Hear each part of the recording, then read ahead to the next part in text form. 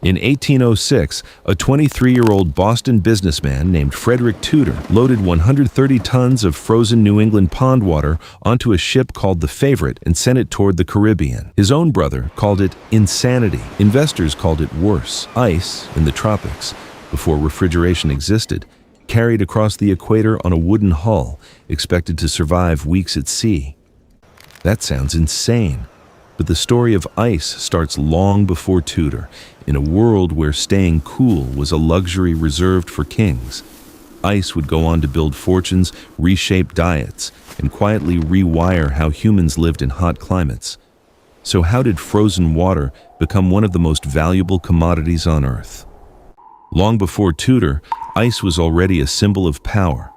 Roman emperors had snow hauled down from the Alps, packed in straw, and rushed to banquets. Persian engineers built yakhchals, massive earthen cooling towers, as early as 400 BCE, storing winter ice deep underground to survive scorching summers. In China, ice pits date back over 3,000 years, guarded for royal use only. For most of human history, ice was hyperlocal and hyperlimited. If you didn't live near mountains or harsh winters, cold simply wasn't part of your life. Food spoiled fast. Meat, milk, and medicine had brutally short lifespans. Heat wasn't just uncomfortable, it was deadly, spreading disease through spoiled food and warm standing water. Cold was survival technology, and almost nobody had access to it. Frederic Tudor grew up wealthy in Boston, but his 1806 idea horrified polite society.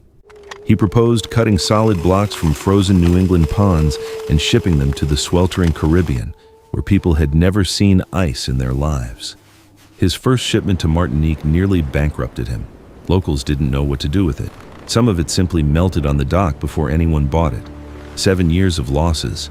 Tudor kept going anyway. He partnered with an engineer named Nathaniel Wyeth, who invented a horse-drawn ice cutter that carved uniform blocks far faster than handsaws. He learned to pack ice in sawdust, a waste product from local lumber mills, which insulated it shockingly well. By the 1830s, Tudor's ice was reaching Havana, New Orleans, and eventually India, a journey of 4 months by sea. Ships would arrive in Calcutta with 100 tons loaded and still sell 60 tons of solid ice at the dock. This decision seemed small at the time. It was not. By the mid-1800s, Wenham Lake ice, cut from a small Massachusetts pond, had become a luxury brand across the Atlantic. Ice from Wenham Lake was sold in London shop windows with a sign guaranteeing its purity, and it commanded prices higher than local English ice. Queen Victoria reportedly used it. American ice became so prestigious that some sellers labeled ordinary ice Wenham Lake just to charge more for it. New England's frozen ponds turned into an industrial battlefield every winter.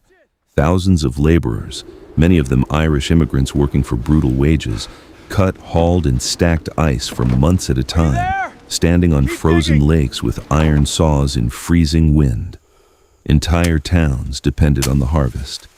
If a winter was too warm, the ice crop failed, and workers went unpaid. If you're finding this interesting, hit subscribe. We cover stories like this every week, and you will not want to miss what is coming next. Ice built fortunes. It also built exploitation. Ice harvesting was one of the most dangerous seasonal jobs in America.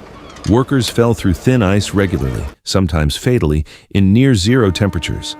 Ice houses, massive wooden warehouses insulated with sawdust, occasionally collapsed under their own frozen weight, crushing workers inside. Meanwhile, in the tropics, the ice trade widened brutal inequality. Colonial elites in India and the Caribbean enjoyed ice drinks and cold medicine, while local laborers who cut sugarcane in identical heat had no access to cooling at all.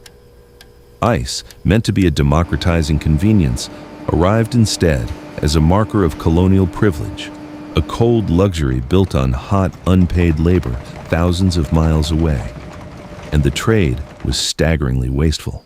On a typical 4-month voyage to India, over half the cargo simply melted before it ever reached a customer. Fortunes were made selling what survived, literally selling scarcity carved out of loss. The natural ice trade peaked around the 1890s, shipping millions of tons a year worldwide. Then it collapsed. It's strange to think that something this ordinary once required a global shipping empire just to exist somewhere hot. Ice built fortunes. It exploited laborers. It quietly reordered who got to stay cool and who didn't. And then, within a single lifetime, the machines that replaced it made the entire trade disappear so completely that most people alive today have never heard Frederic Tudor's name. Look around your kitchen right now. That freezer humming quietly in the corner is the end of a 200-year-old war against heat. One that started with a young man mocked for trying to sell frozen pond water to people who'd never seen ice. If this story surprised you, hit subscribe and leave a comment telling us which part surprised you the most.